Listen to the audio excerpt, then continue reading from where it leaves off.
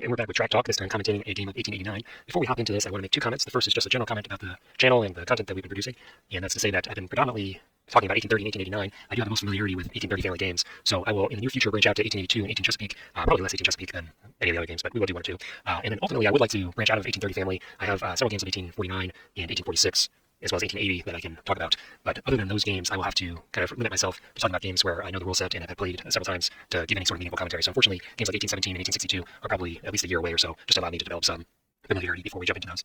The second comment I wanted to make is that regarding this specific game, this is a game that was played predominantly live, broken up over 2 days. I caught the first half of the game live and watched the players play in real time, and noticed some errors that were being made. I think that probably these are some less experienced players, and I did want to comment the game not to bully them or to, really denigrate their play, but just to point out some of the errors and, how they could potentially do things a little bit differently for other players that may be new. I do consider myself a skilled 1889 player. I don't know that I would say that I'm an expert, but I think that I have some insight that could be valuable here.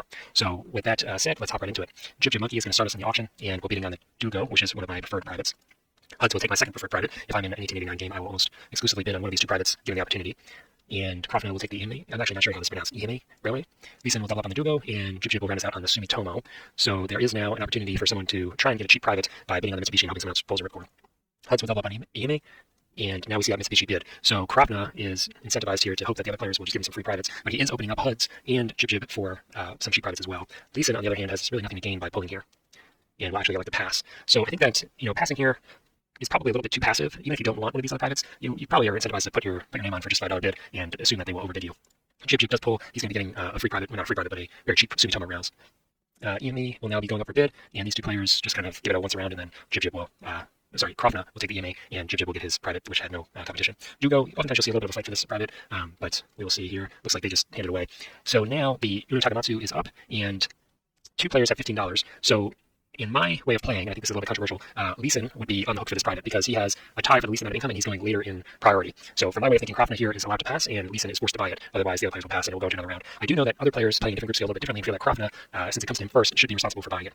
I think that either way could be had an argument for it. I personally think that the person later in priority has the responsibility, but we'll see how these players handle it. So Jib Monkey buys the Takamatsu, which is really not his responsibility, I wouldn't say. He had more income than the other players, but I liked it to do that to prevent it from going around where people just getting over for free. So that was a mistake, I think, and I think that we will see some more if I remember correctly in this first stock round. So he pars the IR, nothing wrong with that, not my preferred company, but totally reasonable. Krofna will take the TR, he has the Mitsubishi Ferry private, so he's going to be hoping to run that with the private track play. And now Leeson will take the UR Jib because he bought the Uno Takamatsu, doesn't have enough money to float, may just be hoping to piggyback on the other players' companies, and passes. So the other players will be floating their companies, and everyone is now floated, and we go to the first stock round. IR will be laying probably a tight track here into Saiju, and should be buying probably just 2 trains here. You can buy 3, but that really connects you to tokening in Saiju, which is not a great long-term token. Buys 2. Now the TR has the Mitsubishi, so we'll be laying 2 track here most likely, as we see, and then probably tokening Nahari and buying 3 2 trains. The problem with this is that now there's only one, so actually he buys 2 2 trains. I think that if you drop the token here, you really should probably buy that third 2 train, otherwise I don't see much point in going the strategy. UR lays to the north, which is very standard, and has 2 2 trains to buy before it gets into the 3s. What I was going to say is that if TR had bought that third 2 train, it would have been very easy for the UR to get into the 3s, so that's a downside of buying those 3 2 trains. But he elects not to go into the 3s. I think that is probably a little bit slower play than I would prefer. I would have most likely bought that 3 train, bought in my private, and then invested into other companies. Jib still sitting on a lot of cash, and will begin investing in the TR. The rest of the players do not have enough money, so we will see Jib spreading his cash around. So IR, having 2 trains, not 3, has the option of laying a straight city on Seiju. If he had bought 3 trains, we would probably see a second sharp curve here. He elects to lay that even though he didn't buy the third train. So this is what I'm talking about with some kind of suboptimal play. If you are going to go this route and waste that token, I think that you should probably have bought that second 2 train just to really maximize your early run. I do think we will see him buy the 3 train here, and he does. He buys the third train, I should say. TR, this leaves him the opportunity to buy the 3 and get his 3 trains running, and also buy his privates if he elects. Does TR not have privates to buy? He does. So I think that's another shortcoming here. You really should be trying to buy your privates as soon as you can in order to get more shares that are paying. You are building down to KU.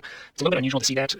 More commonly, we will see an upgrade on Ozu, but he does not have the EMA. It's actually the TR player that has that, which is a reason not to start the UR if you don't have that private. So he's forced to lay track towards the KU. Buying a lot of free trains, and also left his private in his company. So none of the players are incentivized to really liquidate their privates. And Jib probably will buy another share, and does. Huds. So Huds has lost priority by passing in his first turn. He may have been worried that somebody was going to sell down, but I think the risk of that was pretty low. So this gives Krofna priority into the next stock round. He is just tanking some shares here and then investing in his own IR. TR will probably run for more, and he only cost $30 temporarily to Krofna's net worth. So kind of a spiteful short-sighted play. Now we see Leeson exchange his Dugo, so that is the special ability of that private. However, very uncommon to see that actually used. It's much more profitable, generally speaking, to buy it in, get $120 for it, rather than just the $65 share value and then some revenue. So probably would have been more efficient to buy that in last operating round. He now sells down the UR and buys yet another IR, so IR will be floating up. And then he likes to sell down the IR twice. So again, just kind of chaotic play, not really understanding the rationale here. I think this is just probably a new player. And Leeson is just taking all the shares, leaving himself basically no opportunity to invest his cash, where he will have to just sit on $150 with no return, and he also lost his private income. So Jib will be going into the next set of stock round with the priority deal, and he is happy to probably sell down his shares and float his own company. Leeson is running 3 trains and will only have 2 runs unless he tokens, which he does do. We will see IR most likely upgrade one of these tiles, and let's upgrade Saiju. Does have 3 trains now, and will run all 3. So just missed one round where he could have run through 2 trains. Just a little lack of efficiency there. Buying yet another train, I don't know that I would have done that in his position, just because you're increasing the likelihood of the 2 trains rusting, and the revenue from that 3 train is going to be fairly minimal. TR does have the mountain busting ability, but will probably be leaning towards Aikida, and does. This makes it very nice to start the AR. The AR is always a little bit of a risky company to start. Doesn't have great track to get off the ground running with, unless it has a friend to help. So this makes the AR a much more viable company in this game. TR running all 3 of his trains, and we will see the next set of operating rounds. I believe 2 of these players have privates that can still be bought in, and they do. So hopefully we will see that happen. And he will upgrade Fukawa just to increase his run. IR probably heading towards Nihama, and does. Something that should be noted about these coastal cities is that there are only 2 5-prong brown cities. So if you are conscientious and looking ahead, you may be anticipating either Nihama, Ozu, or Aikida potentially being a city that's unable to upgrade into brown and left with just 1 hole. So if you don't token Saiju, Nihama is a very attractive place to token later in the game, which is one of the reasons I don't like the Saiju token. However, he is running for a lot of money right now, so it makes the token a little more worthwhile. He does buy his private, and TR, will he lay additional track towards AR? He likes to just upgrade. And he, again, does not buy his privates. So I think that, I've already commented on this once, I won't harp on it too much longer, but buying your privates is extremely important. It just really accelerates your progress in the game. So would have liked to see him do that earlier than he has. Gypsy Monkey most likely selling down his shares and floating. If I am this player, I would float probably the SR or the KO. I have a soft spot for the KO. I may choose that. But either of those companies would be good. AR is not a terrible company, especially in a situation where the TR has already laid the defensive track for you, but it will have a little bit of a slower start, a little bit of a less certain access to Coda here. So probably we'll see the SR and the KO. And he's selling. And he does float the AR, so it's funny. I did watch this game live, as I mentioned, but that was yesterday, and I seem to have forgotten a lot of what happened. Now we will see the SR being parred. He will not have enough money to float that without selling down a share of the IR. TR player does not have enough money to float because he has not sold in his privates. And the UR player could float, but would have to sell 1 share to do it. And likes to float the KU. I think that's a objective error.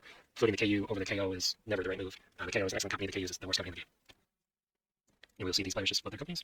The KU actually does not have enough money to float without help. And Croft and I just paying shares. So Leeson now realizing that he will have to sell a UR share in order to float. That does open him up to having that company stolen from him, but we'll see if Krafna has the wherewithal to do that. The SR will need to sell in order to float. Sells an IR, floats the SR. And Leeson just sitting on 4 shares of the KU. This is also a mistake, so if he doesn't float the KU here, he's got 4 shares worth of investment that have absolutely no return for 2 hours. AR's first turn, and he lays the street. He has a lot of money and a lot of privates. He is going to need a train, but fortunately for him, there is a cheap 3 train, which will allow him to buy that and buy all of his privates. So he buys both trains, rusting the 2s, which is going to be very sad for the IR and the TR in particular, and he still has the money to buy in his privates if he elects to. He will probably wait to buy that in the second OR of this set. SR should probably be laying a gentle curve city towards Coda Hero, and likes to go straight. He does own the IR, so cooperating with it is not unreasonable. However, I don't know if he needs to do that. He may just be better served by laying that Coda Hero track and getting higher revenues. SR also floated for a lot of money, so we'll be able to buy 2 4 trains if he wants it, and does. UR now has very little money and little map presence, maybe laying towards the TR, and does. Unfortunately, still does not have control of this ER, or Ozu tile, which is still owned by the TR player, so he's just sitting on that private. IR probably going to be linking up with the SR here. Instead, upgrades Nihama, which really doesn't offer it a whole lot in terms of revenue. He shuffles his money around, and the SR has money for a permanent train now. TR no longer really has much incentive to work with the AR, as the AR is owned by a different player, so unclear to me what he will lay here. Does link up with the UR, just going to maximize its run by getting to the Uejima $40 city. Second run for AR will get that town, so that he can run 2 trains, and pays out. He is now buying his privates, as we mentioned, so he will be experiencing a massive increase in his net worth and liquidity. He is now the leader of the game just by buying his privates. Hutz does make that track upgrade into Niha. Now, I suspect that we'll see him tokening inside you. I think I remember that, but I do think that's probably a mistake. I would hold on to the token here and hope to put it somewhere more valuable. So he does hold on to it, so I must have misremembered it. You are now starting to lay track for the KU. Leeson will not have priority, but does have the KU reserved for him, so not unreasonable to lay a track, although the KU is just really not an interesting company to run. IR upgrading track for the SR, and running its 2 trains, paying out well. He has all of his shares in the market, so loving life, and basically withholding and paying out simultaneously. TR laying a little bit of tragic track for the AR. Doesn't by any means block the AR. He will be able to upgrade that in green to get into Aikida if he elects to. Finally buying his privates, at least 2 or 3 operating rounds too late, but we'll have some extra cash going into the next set of stock rounds. And he neglected to lay a tile on Ozu for the UR. So Jib and Krofna with by far the most liquidity in this stock round as a result of their private buy-ins, and Krofna will flip the KO. The KO being available is something that should not have happened. Again, the KU should not have been floated last stock round, should have been a KO, so he gets a real windfall. The KO is an excellent company and will have excellent prospects in this game. Leeson completes his float of the KU. Again, this player had a huge miss last stock round, just sitting on 4 stocks that had no return on their investment. Jib buying paying shares. And Leeson has now floated above the so just investing. Jib, unfortunately, as he overpaid in the auction, had a late start to a game. It's been stuck around just one company and may have some trouble investing safely as a result, but does have a ton of money that he wants to get into paying stock this SR. As a result of this, he will be going last in priority, which does open himself up to a dump if he's not careful. Crawford is still working on floating the KO. We'll have to sell a share to do it, which he does now. And Jib still just buying shares. We'll see that continue for a while. So the only one left with anything to do is Jib, and we will go through that quickly. Just kind of distributing his cash, trying to prevent any easy dump opportunity. He's investing heavily in shares that will not run for at least one of the operating rounds this turn, so a little suboptimal there. And we'll enter the next stock round. AR will be operating first. As we mentioned, he will have the opportunity to get this green track if he wants it in order to get into Gucci and securities run. And he immediately tokens Gucci. The problem with this is that Gucci upgrades in brown to 3 holes, so it doesn't actually block anyone. I would have preferred to see him token in Uechima or in Kubikawa. It would be just a more valuable token. He is withholding, realizing that he may be on the hook for a train in the future, with 2 new companies floating at 1,000. SR laying a tight curve to get a second off-board access. Really not a high-yield lay. Doesn't block the KO, not a access that he needs with only 1 train, so I would prefer probably to see the Coda Hero tile. KO first operating round, and immediately upgrades into Marigami, so just a wasted track left on the SR. Does token that Nihama track, which is that track that I was pointing out as a potential choke point. However, he took it too early, so other players will see that this is a potential choke now and focus on getting one of those brown cities there. The brown cities, the 5 brown cities, are limited to 2 in the game. That's the 4, and we'll see the first 5 come out. UR is now train locked, but can upgrade the Kuchi tile if he elects to in order to open up their brown. Instead, upgrades Kubikawa for the KU, and will run its 2 trains. Also withholding, realizing that he is train locked with 2 3s. 1889 does have the potential for permanent 3s, which we see pretty frequently. However, in this particular game, there is enough money around that we may very well see a 6 come out. It will probably be TR that has to do that, and he will be rusting his own 3 in order to bring it out. So it's possible that we will see permanent 3s, although I would expect someone to play more aggressively and bring up 6. KU's first operation, and we'll buy S5. Will he shuffle money into the UR? Does. So the UR now can buy a second permanent train if he likes, leaving the SR to buy the next 5 train most likely. So I was wrong. It's not going to be the TR that brings up the 6, it will be the UR. As the Leeson player, you do kind of regret bringing up the 6 because you own 2 of the 3 trains, but it does put pressure on the other players as well. It will not force the D train to come out, as the only other player that will be forced to buy a train when you bring up 6 is the TR, and there are 2 6 trains. So the 4s are looking like a good investment right now. IR does upgrade that 5 brown city, as we mentioned, making that KO tile pretty worthless. Gucci is now upgraded, making that AR token worthless. And the TR takes the token in Kubikawa that I mentioned that the AR may have wanted to. So the AR is now tokened out. We'll need to get creative with its track lays to get to a longer, more valuable run. Next operating phase, the SR does have a token and will be able to afford the 5. But it looks to pass laying the token. He is cooperating with the IR, so he would be incentivized to lay it outside you as opposed to Nihama. And they want to hold on to it just to see a little bit more how the track develops. No urgency to land this token right now. And buys the last 5. So now we are waiting for the UR to bring up that 6. The AR, just upgrading its run a little bit. And the KO, maybe hoping to get into Kodahira or upgrade Takamatsu. Is looking to get into Aikida. Again, we have to remember that there are only 2 of these tiles, one of which has been used. So Aikida does have the potential of being a choke point, especially if they upgrade to the 3-prong city and then Ozu gets that brown tile upgrade. You are hoping to get into the off-board, and we'll probably bring up the 6 here, which he does. IR paying the money to upgrade Kodahira, and unfortunately, doesn't look like he's actually running that track.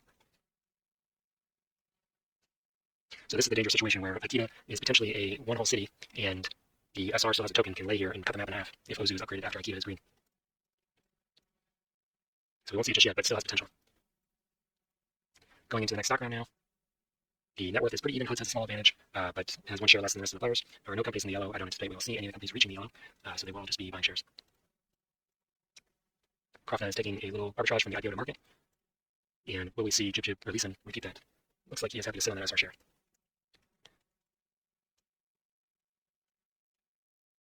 I'm a little bit surprised that we're not seeing the SR sold out here. It's the company running two trains, has retrack, so it will be a quite lucrative company for the next foreseeable future.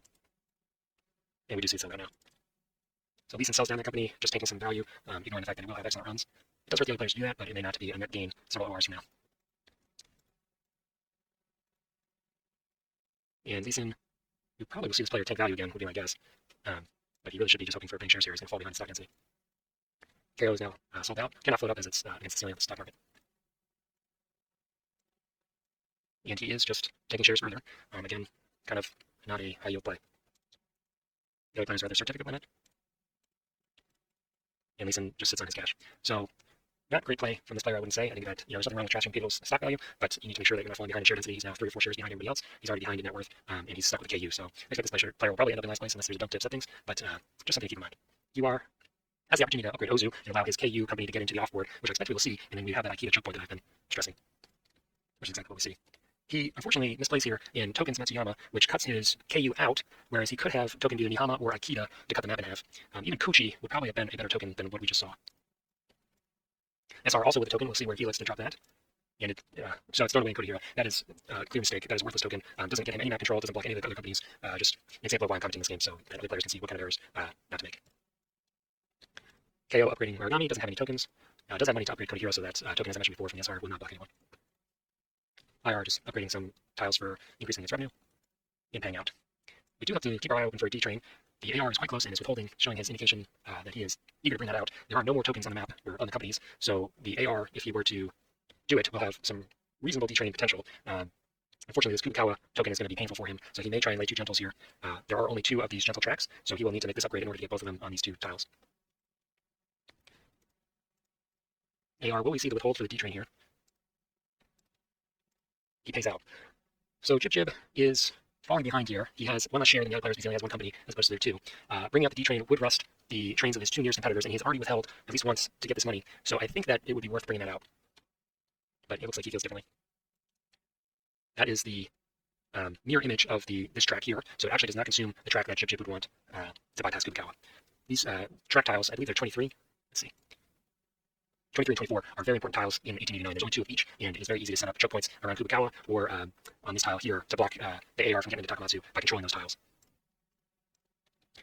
The UR is getting access into Kodahira for itself and for KU. And we see the Kodahira tile upgraded. So again, this player has now paid $120 or $160 to upgrade Kodahira twice, and also dropped the $40 token, which has done nothing for him. So that's a lot of money to spend for basically no benefit. KO pays the final $80 to upgrade Kodahira, and presumably will be incorporating that into his run. He's able to hit 160 value city. When he upgrades the Takamatsu, he will get both Kodahira and 260 value cities, which is a very nice run for a 5 train. IR just paying out. TR will be just throwing track away. That track will never get him anywhere. Now finally, the AR, we would have liked to have seen him try and bring out the D train with withholds. Let's see if he is starting to realize the danger he is in of falling behind. He pays out again. I think that, if you're going to bring out the D train, you have to do that relatively quickly and prevent the other players from getting a lot of value from the 4 trains, so he may be missing his opportunity here. Let's see how much money is left in the market. So we probably will see another set of operating rounds. I haven't done the math. We could look briefly here to look at what the revenues are. So most of the companies are averaging just a little bit over 200. This company is double everyone else. So we should be seeing another set of ORs even without a D train coming out. So I think it's a mistake from Jib not to bring the D out here. And the SR is continuing to happily run 2 trains. The KO is withholding, and the KO has bought a train over, looking to potentially force buy the permanent train or the D train in the first operating round of the next set.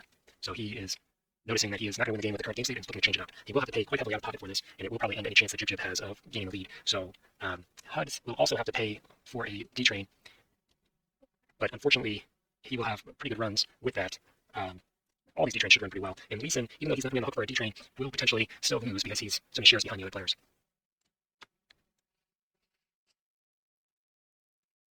The TR now is bringing out the D train, which will force the AR to buy one as well, and definitely extend this game, although we were pretty confident we were going to see that anyway. So I think it's a big error from Jib not to withhold and bring out the D train. He instead elects to buy the 6, not rusting the 4s. I think that's not a good play.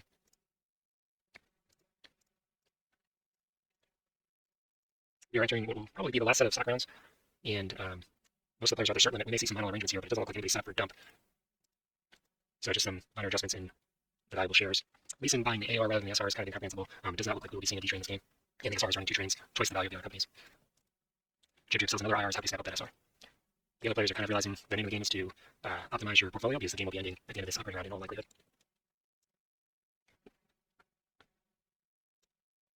Profit buys a KU. The KU is reasonable to buy here. It's not a good company in most games, but the track is so open in this game and it will have reasonable runs.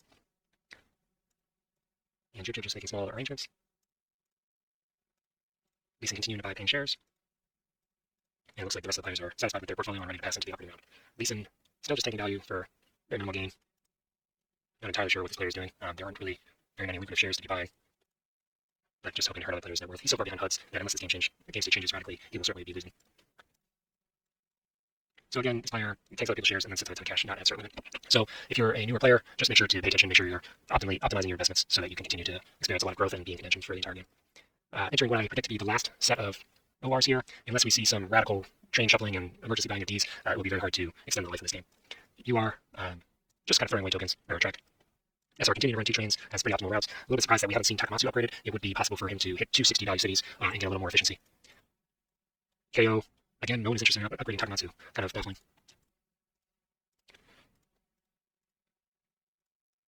And nobody looks to be withholding, so I think they're resigned to their fates.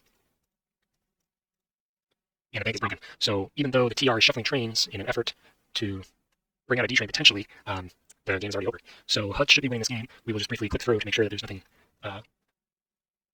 unpredictable here, but he is far enough ahead and does not need to buy a D train, so even bringing it out will not change the result. KO finally upgrading Takamatsu. Very unusual to see this track remaining yellow into stock operating around 7. Usually this is a very high value, highly prioritized city along with Kota Hira. KO withholds to buy the D train here, rusting other players' trains, but again, HUDs can just shuffle trains. He's far enough ahead that he doesn't actually need to buy a D train. And also by doing the upgrade, he has put a 5 train into the market. I touched upon this in a game of 1830 earlier this week, that in 1830, upgraded trains are discarded from the game, but in 1889, they go back into the market, or the bank pool. So he has given HUDs an out, where he will only have to pay $6 to buy the train.